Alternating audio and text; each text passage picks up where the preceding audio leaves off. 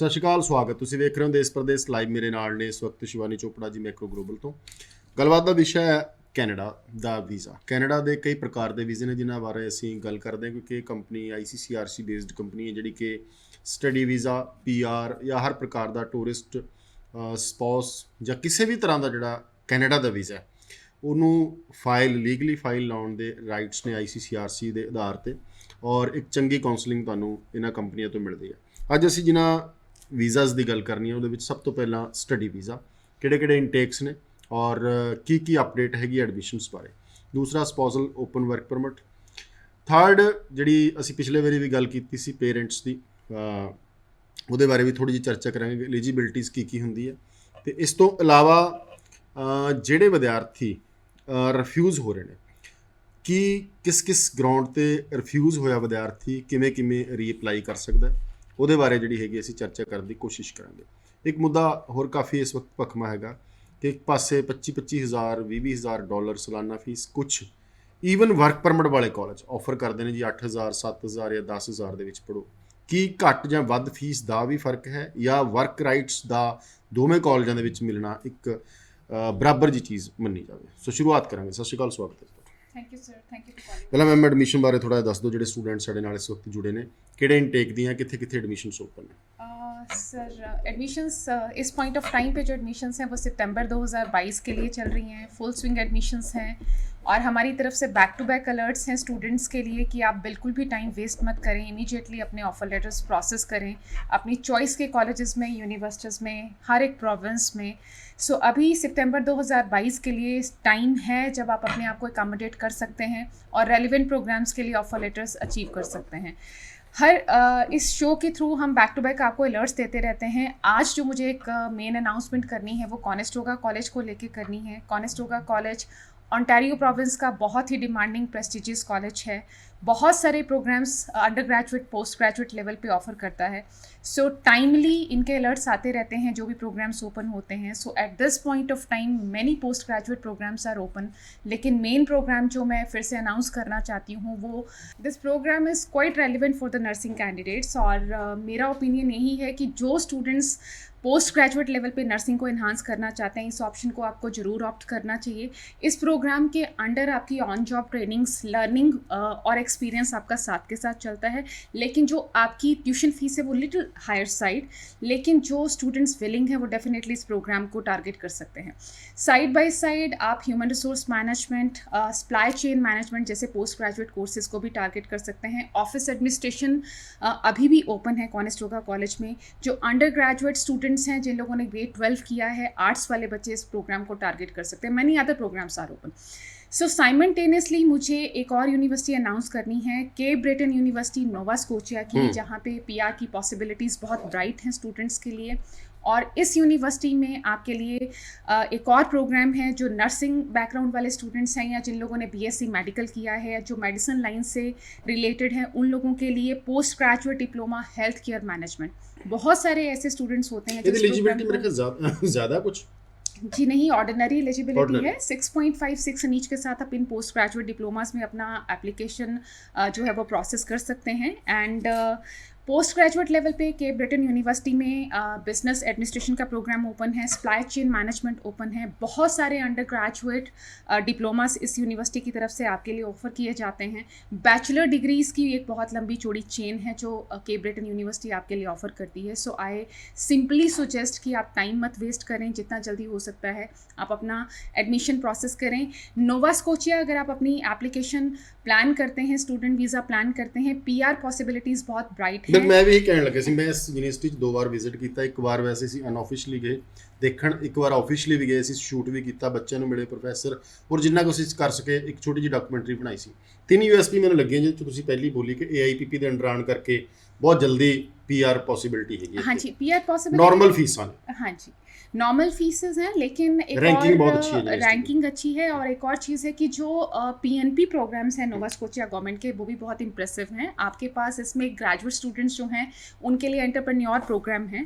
आप अगर आपके पास सरप्लस फंड्स हैं, आप अपना डिप्लोमा ग्रेजुएट करके उसके बाद आप अपनी इन्वेस्टमेंट करके खुद का बिजनेस आप स्टार्ट कर सकते हैं। इसके अलावा आपका जो भी स्किल है, जो भी ट्रेड है, उसमें रिक्वायर्ड एक्सपीरियंस के साथ आप अपना पीआर अप्लाई कर सकते हो।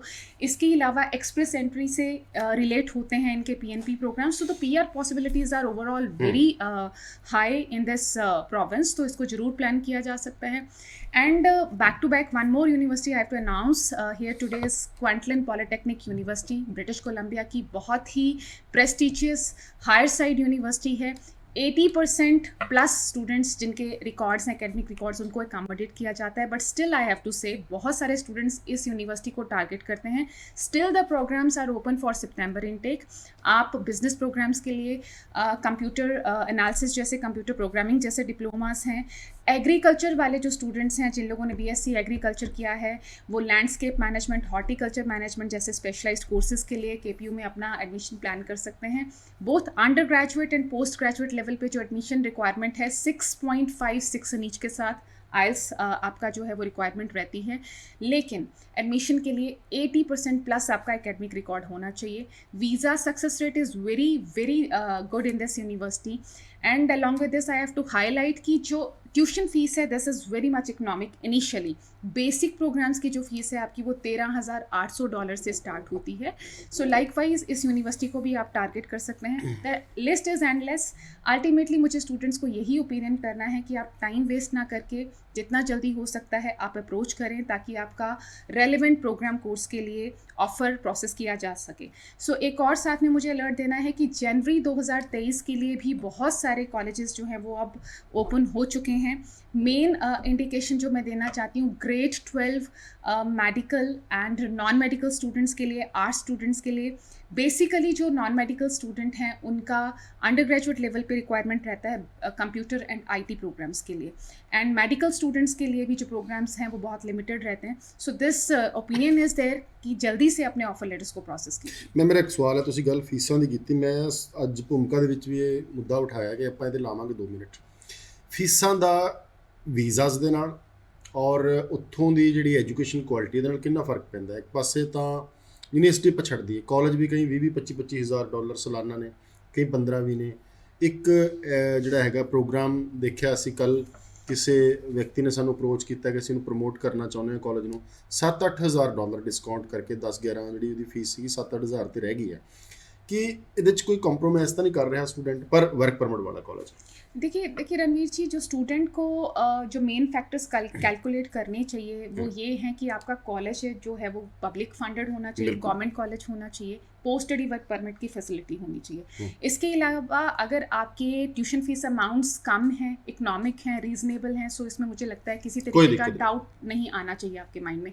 बहुत सारे कॉलेजेस ऐसे हैं ओवरऑल कनाडा लेवल पे जिनके फ़ीस बहुत सारे इकोनॉमिक हैं। अगर हम ब्रिटिश कोलंबिया की बात करें, नॉर्दर्न लाइट्स कॉलेज जो है लोएस्ट फीस ऑफर करता है, जहाँ पे $11,000 ऑनवर्ड्स आपकी फ़ीस शुरू हो जाती है both under graduate post graduate programs के लिए। Selkirk college is one of the colleges जिसकी फ़ीस बहुत इकोनॉमिक है। कॉस्ट माउंटेन कॉलेज, ये सब गवर्नमेंट कॉलेजेस हैं जिनकी फ़ीस बहुत कम है। लाइकवाइज हम सस्केचुअन में यूनिवर्सिटी ऑफ रेजिना को बहुत ज़्यादा प्रमोट करते हैं। They are also having many programmes जिनकी फ़ीस सिर्फ $8,500 कैनेडियन डॉलर्स है। सो स्टूडेंट्स को अगर फ़ीस कम वाले कॉलेजेस भी अगर आपको ऑफ़र किए जाते हैं, इसमें किसी तरीके का कॉम्प्रोमाइज़ जो है वो कहीं स्टैंड नहीं करता है, provided the college is a government college. So ये मिथ आप अपने माइंड से निकाल सकते हैं। Also I would request you all कि अगर आप इकोनॉमिक फ़ीस वाले कॉलेजेस में अपना एप्लीकेशन प्रोसेस करना चाहते हैं, काइंडली कम टू अस, क्योंकि हर एक प्रोविंस में ऐसे कॉलेजेस हैं, ऐसे गवर्नमेंट कॉलेजेस हैं जिसमें फ़ीस बहुत ही रीजनेबल है और स्टूडेंट की पॉकेट फ्रेंडली है। ਕਰੋਨਾ 'ਚ ਬੜੀ ਸਾਰੀ ਡਿਮਾਂਡ ਕੀਤੀ ਕੈਨੇਡਾ ਨੇ, ਹੈਲਥ ਨਾਲ ਰਿਲੇਟਡ ਜਿਹੜੇ ਪ੍ਰੋਗਰਾਮ ਕਰ ਰਹੇ ਸੀ, ਮੈਡੀਕਲ ਨਾਲ ਰਿਲੇਟਡ ਕਰ ਰਹੇ ਸੀ ਕਿ ਸਾਨੂੰ ਅਪਲਾਈ ਕਰੋ, ਜਲਦੀ ਇੰਨੇ ਘੰਟੇ ਜੇ ਤੁਹਾਡੀ ਜੌਬ ਹੋ ਗਈ ਅਸੀਂ ਤੁਹਾਨੂੰ PR ਦੇਵਾਂਗੇ। ਉੱਥੇ ਇੱਕ ਇੰਡੀਕੇਸ਼ਨ ਸੀ ਕਿ ਇਹਨਾਂ ਨੂੰ ਹੈਲਥ ਵਰਕਰਸ ਨੇ ਜਿਹੜੇ, ਚਾਹੇ ਨਰਸਿੰਗ ਟਾਈਪ ਹੈ, ਕੋਈ ਵੀ ਵਿਅਕਤੀ ਮੈਡੀਕਲ ਨਾਲ ਰਿਲੇਟਡ ਕੋਰਸ ਕਰ ਰਿਹਾ, ਉਹਨਾਂ ਨੂੰ ਜ਼ਰੂਰਤ ਪੈਣੀ ਹੈ।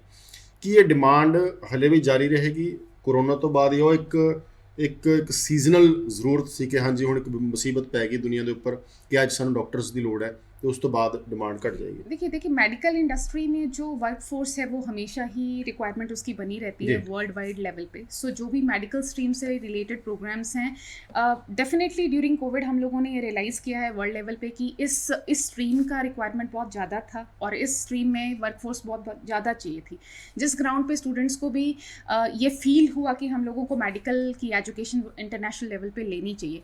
सो अगर आप अभी भी अपने कोर्सेज मेडिकल स्ट्रीम में प्लान करते हैं, आप बिल्कुल वरी लेस रहिए, क्योंकि पीआर पॉसिबिलिटीज़ जो हैं वो ज़रूर बनती हैं। लेकिन अगर हम ओवरऑल कनाडा लेवल की बात करें तो कनाडा का जो फेडरल जो डिसीज़न है वो इस तरीके से है कि आप किसी भी स्ट्रीम की एजुकेशन लें, आपको पीआर ऑफर की जाती है। आप अंडर ग्रेजुएट लेवल पे पढ़ाई करते हैं, पोस्ट ग्रेजुएट लेवल पे, रिसर्च लेवल पे, या किसी भी स्ट्रीम की एजुकेशन लेते हैं, किसी भी प्रोविंस से लेते हैं, सो आपको एक इक्वल लेवल पे जो है वो पीआर पॉसिबिलिटीज़ हैं। एंड आई वुड अगेन से कि Canada is the only country जो आपको पीआर की ऑफर्स देता है। सो मुझे लगता है कि स्टूडेंट्स चाहे मेडिकल स्ट्रीम के हैं या चाहे किसी भी स्ट्रीम के हैं, आप पॉजिटिवली अपना माइंड सेट कीजिए कनाडा के लिए और आगे प्रोसेस कीजिए। पीआर आपको ऑफर की जाती है। मेडिकल वाले स्टूडेंट्स को एक और चीज़ कह दूं कि टाइमली जो है वो अलर्ट्स कॉलेजेस की तरफ से आते रहते हैं। आपके लिए जो प्रोग्राम्स हैं आपके चॉइस के, वो बैक टू बैक ओपन किए जाते हैं।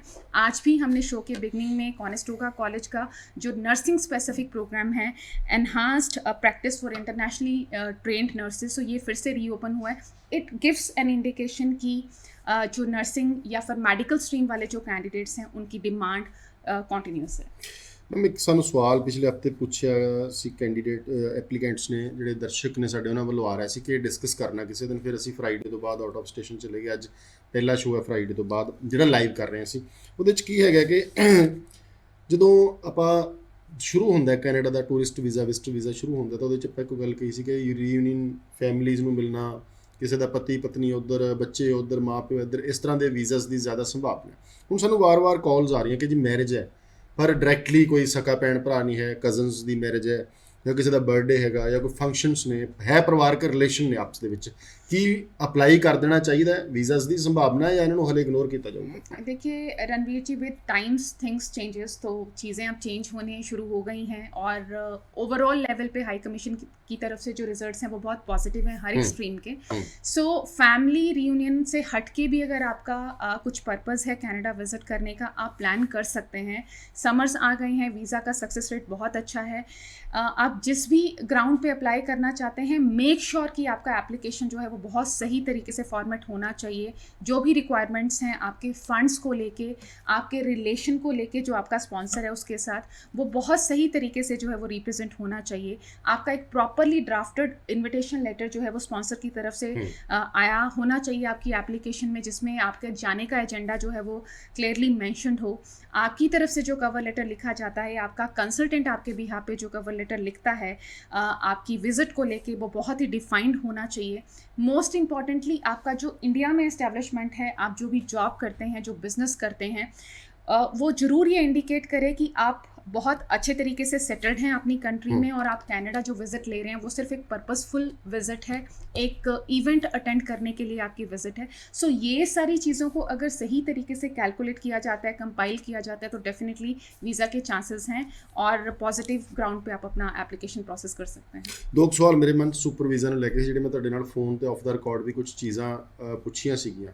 ਜਦੋਂ ਪੀਆਰ ਹੋ ਜਾਂਦਾ ਵਿਅਕਤੀ, ਤਾਂ ਇਹ ਕੋਈ ਨਿਸ਼ਚਿਤ ਟਾਈਮ ਹੈ ਕਿ ਉਹਨੇ ਬਾਅਦ ਸੁਪਰ ਵੀਜ਼ਾ ਮਾਂ ਪਿਓ ਦਾ ਲੱਗਣਾ ਹੈ, ਜਾਂ ਉਹਦਾ ਟੈਕਸ ਦੇ ਨਾਲ ਸੰਬੰਧ ਹੈ, ਜਾਂ ਉਹਦੀ ਸੈਲਰੀ ਦੇ ਨਾਲ ਸੰਬੰਧ ਹੈ? ਯਾਨੀ ਕਿ ਜਿਹੜੇ ਸਾਡੇ ਇੱਥੋਂ ਐਪਲੀਕੈਂਟਸ ਜਾਂਦੇ ਨੇ, ਸਟੂਡੈਂਟ ਜਾਂਦੇ ਨੇ, ਉਸ ਚੀਜ਼ 'ਚ ਬੜੇ ਕਨਫਿਊਜ਼ ਹੁੰਦੇ ਨੇ ਕਿ ਮਾਂ ਪਿਓ ਨੂੰ ਸੁਪਰ ਵੀਜ਼ੇ ਲਈ ਕਦੋਂ सदी। देखिए रणवीर जी, इस चीज़ को लेके बहुत सारी कन्फ्यूज़न है मार्केट में, और मैं स्लीक सिंपल वर्ड्स में ये चीज़ कह दूं कि सुपर वीज़ा का सोल रिलेशन जो है वो आपकी इनकम से है, आपकी सैलरी से है, आपके टैक्सेस से है, आपकी एनुअल टर्नओवर से है।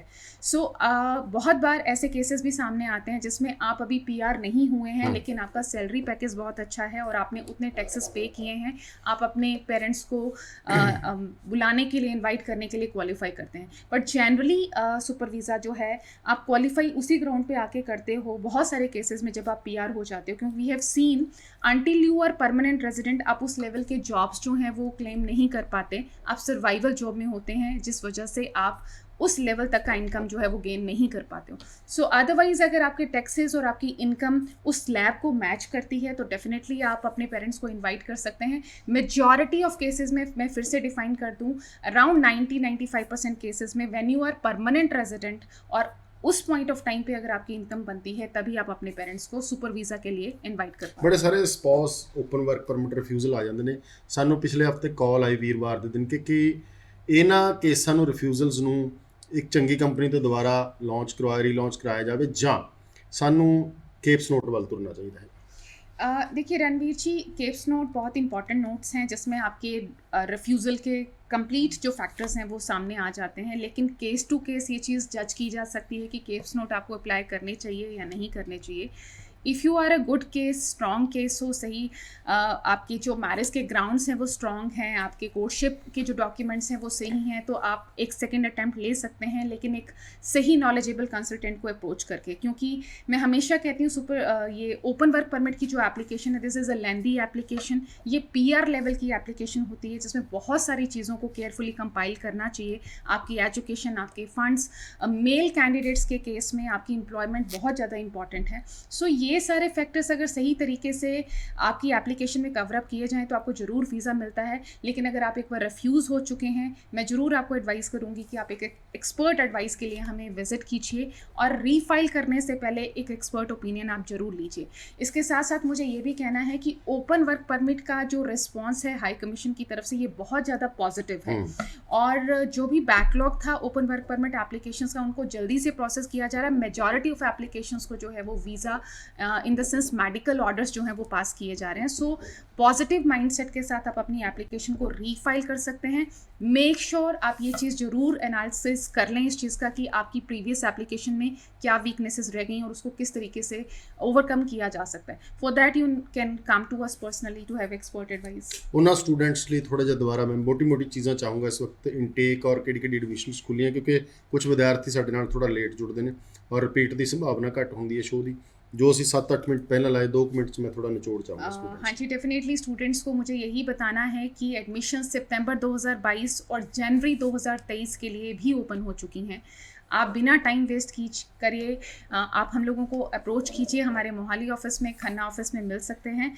और हर एक स्ट्रीम के स्टूडेंट्स के लिए प्रोग्राम्स ओपन हैं under graduate, post graduate level पे। मेन मैसेज मेरा उन स्टूडेंट्स को भी है जिन लोगों के केसेस रिफ्यूज़ हो चुके हैं, चाहे वो किसी वीक फैक्टर की वजह से या फिर पोटेंशियल जो प्रोफाइल्स हैं वो भी रिफ्यूज़ल उन लोगों ने फेस किया है। लेकिन this is the high time जब अपना एप्लीकेशन आप रीफाइल कर सकते हैं। Canada is openly accommodating you, inviting you and offering you PR also. So आप एक सही नॉलेज के साथ अपनी एप्लीकेशन को दोबारा फाइल कीजिए। ज़रूर चांसेस हैं जो भी आपके लूज फैक्टर्स रहे हैं उनको डेवलप किया जा सकता है।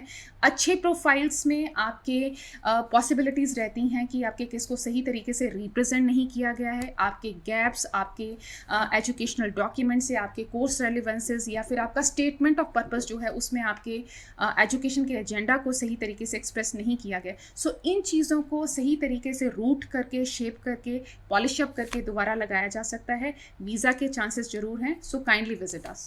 ਥੋੜਾ ਜਿਹਾ ਇਹਨਾਂ ਵੀ ਦੱਸ ਦਿਓ ਕਿ ਕਿਹੜੇ ਦਿਨ ਤੁਸੀਂ ਕਿਹੜੇ ਆਫਿਸ 'ਚ ਹੁੰਦੇ। ਕਈ ਕੈਂਡੀਡੇਟ ਨੂੰ ਹੁੰਦਾ ਕਿ ਮੈਂ ਤਾਂ ਡਾਇਰੈਕਟਲੀ कागज़ी उन्होंने दिखाने जिन्होंने ने टीवी पे गल की थी। हाँ जी, definitely we have one office in Mohali और एक ऑफिस हमारा खन्ना में है, GTV मार्केट में। अगर आप पर्सनली मुझसे मिलना चाहते हैं, खन्ना में आप हमें ट्यूसडे वाले दिन और फ्राइडे वाले दिन मिल सकते हैं। अदरवाइज़ आप मुझे मोहाली ऑफिस में थ्रू आउट द वीक मिल सकते हैं। दिए गए नंबर पे कॉल करके आप एक अपॉइंटमेंट बुक कर सकते हैं, कॉलेज का एड्रेस एंड लोकेशन कॉल कर सकते हैं। थैंक यू जी। ਅੱਜ ਅਸੀਂ 5 ਟੌਪਿਕ ਲਏ ਸੀ ਜੀ। ਪਹਿਲਾ ਸਟੱਡੀ ਵੀਜ਼ਾ, ਜਿਹਨੂੰ ਅਸੀਂ ਦੁਬਾਰਾ ਵੀ ਤੁਹਾਡੇ ਨਾਲ ਸਾਂਝਾ ਕੀਤਾ। ਸਪਾਊਸ, ਟੂਰਿਸਟ ਔਰ ਫੀਸ ਦਾ ਬਹੁਤ ਵੱਡਾ ਮੁੱਦਾ ਸੀ। ਸਵਾਲ ਇਹ ਹੈ ਕਿ ਤੁਹਾਡਾ ਕਾਲਜ ਜੇ ਲੀਗਲ ਹੈਗਾ, ਤੁਹਾਡੇ ਕਾਲਜ ਕੋਲ DI ਲਾਈਨ ਨੰਬਰ ਹੈਗਾ, ਤੁਹਾਡਾ ਕਾਲਜ ਤੁਹਾਨੂੰ ਵਰਕ ਪਰਮਿਟ ਪ੍ਰੋਵਾਈਡ ਕਰਾਉਂਦਾ ਹੈ, ਫੀਸ ਭਾਵੇਂ ਘੱਟ ਹੈ ਕੋਈ ਵੱਧ ਹੈ, ਬਹੁਤੀ ਜ਼ਿਆਦਾ ਮਾਇਨੇ ਨਹੀਂ ਰੱਖਦੀ। ਸਗੋਂ ਜੇ ਵਿਦਿਆਰਥੀ ਆਪਣੀ ਫੀਸ ਬਚਾ ਸਕਦਾ ਹੈ ਤਾਂ ਜ਼ਰੂਰ ਬਚਾਉਣੀ ਚਾਹੀਦੀ ਹੈ। ਅਸੀਂ ਇਹ ਨਹੀਂ ਕਹਿ ਰਹੇ ਕਿ ਮਹਿੰਗੇ ਕਾਲਜਾਂ ਦੀ ਯੂਨੀਵਰਸਿਟੀ 'ਚ ਨਹੀਂ ਪੜ੍ਹ ਸਕਦੇ। ਇਹ ਡਿਪੈਂਡ ਕਰਦਾ ਹੈ ਕਿ ਤੁਹਾਡੀ ਜੇਬ ਕਿੰਨੀ ਕੁ ਅਲਾਓ ਕਰਦੀ ਹੈ। ਡਿਗਰੀ ਲਈ, ਡਿਪਲੋਮਾ ਲਈ, ਘੱਟ ਫੀਸ ਵਾਲੇ ਲਈ, ਵੱਧ ਲਈ, ਡਿਸੀਜਨ ਤੁਹਾਡਾ। ਪਰ ਇਹ ਕੋਈ ਖਤਰਨਾਕ ਡਿਸੀਜਨ ਨਹੀਂ ਕਿ ਘੱਟ ਫੀਸ ਵਾਲਾ ਕਾਲਜ ਕੋਈ ਮਾੜਾ ਹੀ ਹੋਊਗਾ। ਬਹੁਤ ਮਿਹਰਬਾਨੀ ਜੀ, ਸ਼ੁਕਰੀਆ। ਦਰਸ਼ਕਾਂ ਦਾ ਵੀ ਧੰਨਵਾਦ।